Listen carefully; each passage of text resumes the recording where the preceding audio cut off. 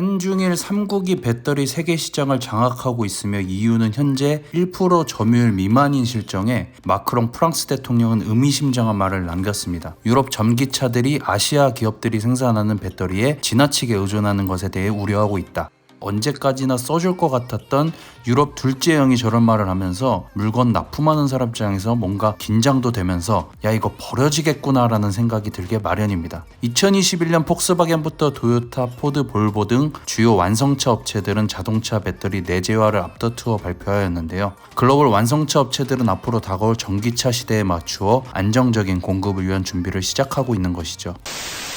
다시 돌아와서 유럽형 입장에서 생각해보면 미국은 중국과 뒤질 때까지 싸울 것 같은 느낌인데 중국 그리고 중국 앞마당인 한국과 일본에서 배터리 생산을 전부 맡기기엔 좀 뭐하죠? 이것을 어느 정도 내재화를 해야 될 필요성이 있다고 느낀 것입니다. 당연히 유럽 입장에서는 최악의 상황을 염두에 둘 수밖에 없겠죠. 세계 3대 전기차 시장 미국, 중국, 유럽에서 한국 배터리 3사는 미국 시장에서 GM LG에너지 솔루션과 합작법인 얼티엄 셀즈를 출범하였으며 포드도 SK이노베이션과 블루오벌 SK를 설립을 발표하였습니다. 삼성 SDI는 현재 4위 완성차 업체인 스텔란티스와 합작사를 설립을 논의하고 있다고 밝혔습니다. 미국형이 우리를 좀 껴주려고 하고 있는 게 보이죠. NH투자증권 보고서에 따르면 2025년까지 미국 전기차용 배터리 시장에 한국 업체 점유율은 60%를 넘어설 것으로 보고 있습니다. 지난해 27% 점유율에 비하면 괄목할 만한 성장이 엿보이는데요. 숫자적으로만 봐도 미국에서는 어깨 좀 피고 다닐 수 있을 정도입니다. 하지만 나머지 큰 두 개 시장이 문제인데요. 중국 시장이야 배터리 말고도 모든 산업에서 합작사 아니면 들어오지도 못하게 하고 합작사에서 기술 빼가고 배터리 시장은 아예 중국 CATL과 BYD 등만 밀어주고 있어서 껴주지도 않았습니다. 양아치 같은 이죠. 중국이야 뭐 버린다 치고 한국 배터리 업체들이 좀 비빌 수 있는 남은 시장은 유럽이었는데 유럽 둘째 형이 저런 말을 한 겁니다. 말만 한 게 아니라 연초부터 시작된 폭스바겐 파워데이, 볼보 테크 모먼트에서 발표된 이 업체가 꽤 한국 배터리 3사에게는 거슬리는데요. 바로 스웨덴 노스볼트입니다.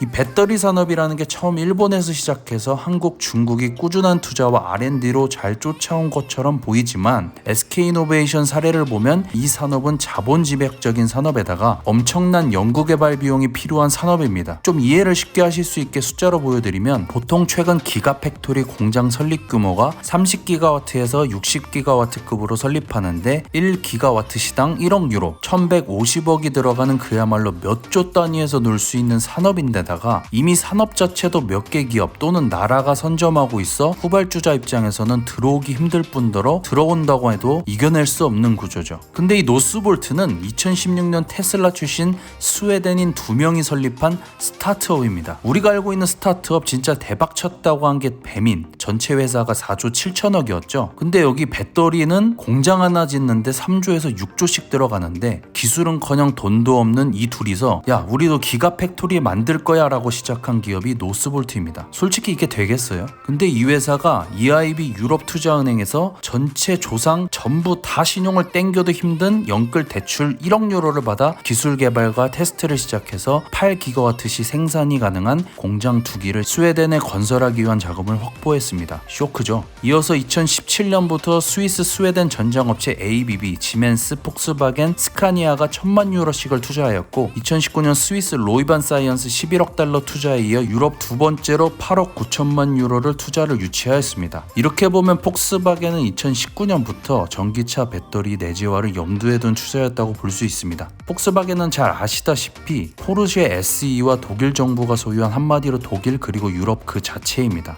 초기 대출금은 EIB가 대주고 최대 주주 폭스바겐, 주요 주주로는 ABB, 지멘스, 스카니아 그냥 스타트업이 아니라 유로와 유럽 자동차 관련 업체들이 기업을 하나 만든 셈이 된 것이죠. EIB가 길 시원하게 닦아주고 폭스바겐이 핸들 잡고 주요 유럽 자동차 업체들을 태운 것이죠. 노스볼트 CEO 피터 칼슨은 독일 자동차 주간지 인터뷰에서 2030년까지 전 세계적으로는 3000기가와트시 용량 배터리가 필요하게 될 것이며 유럽에서는 1000기가와트시가 쓰일 텐데 그러기 위해서는 유럽에 약 15개에서 20개의 기가팩토리가 필요할 것이라고 밝혔습니다. 노스볼트는 또 최근 7월 폭스바겐 캐나다 스웨덴 연금 펀드로부터 27억 5천만 달러 투자를 유치했으며 이 중 폭스바겐은 6,903억 달러를 투자하였습니다. 2030년까지 생산량 150기가와트 이상으로 확대, 유럽 시장 점유율 20%에서 25%까지 확보해 나간다는 목표를 밝혔습니다. 이 목표를 위해 최소 2개 이상의 기가팩토리가 건설될 것으로 보이죠. 또 최근 7월 25일 내년 IPO를 추진할 것으로 가치평가는 27조에서 40조로 예상하고 있습니다. 노스볼트는 목표대로라면 유럽 점유율 25%, 현재 CATL 이상을 차지하게 될 것입니다.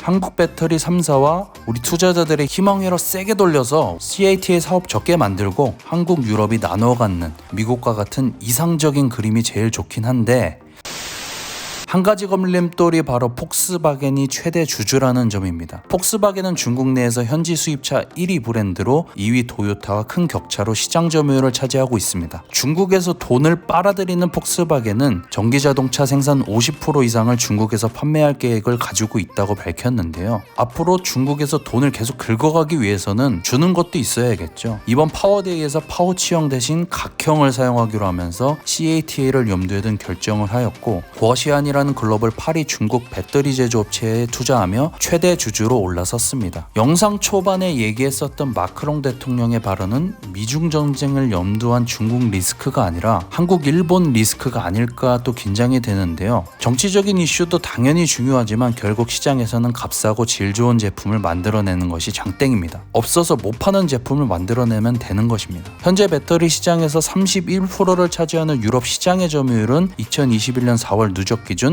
LG에너지솔루션 41%, CATL 16%, SDI 15%, SK 12%, 파나소닉 10%로 한국 배터리 3사가 68% 점유율로 2020년 점유율을 유지하고 있으나 CATL은 작년 기준 10%에 비하면 계속해서 성장해 나가고 있는 상황입니다. 결론적으로 한국 배터리 3사 입장에선 노스볼트라는 업체는 아직까지 큰 위험은 되지 않을 것 같습니다. 유럽 입장에서는 배터리를 모두 외부에 맡기는 것은 당연히 리스크일 테고, 폭스바겐, BMW, 볼보 등에서도 차세대 전기차의 핵심 부품인 배터리를 자신들도 만들어보고 연구해봐야 하는 의미에서 함께 배터리 조합을 설립하고 추진해본다는 것의 의미가 큰 것 같습니다. 지금은 노스볼트가 큰 위협이 되진 않으나 한국 배터리 3사 투자자 입장에서는 25년부터 30년 노스볼트가 발표한 마일스톤대로 실행해 나가고 있는지 R&D 성과와 특허 분야에서 집중해서 살펴봐야 할 것 같습니다.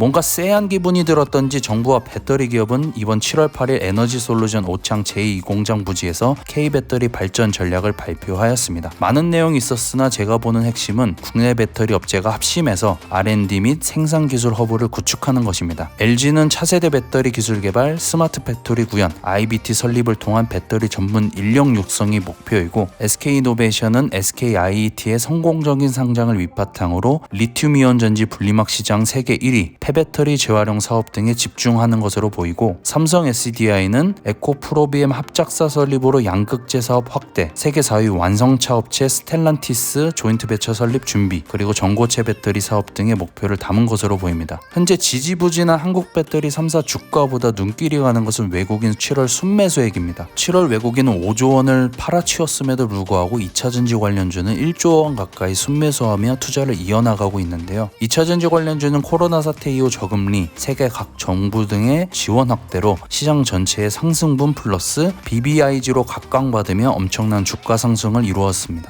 연내 한국 기준금리 인상을 발표하였고, 미국 FED 크리스토퍼 윌러에 따르면 10월부터 테이퍼링이 시작된다고 합니다. 테이퍼링이 시작되어도 경기 회복이 뒷받침된다면 주가는 큰 조정을 받지 않고 다시 올라갈 수 있으나, 경기 회복과 고용 회복 타이밍에 문제가 생긴다면 언제든지 주가는 조정받을 수 있는 상황입니다. 오늘도 시청해주셔서 감사드리고 다음번에 더 도움이 될 수 있는 영상으로 찾아뵙겠습니다. 감사합니다.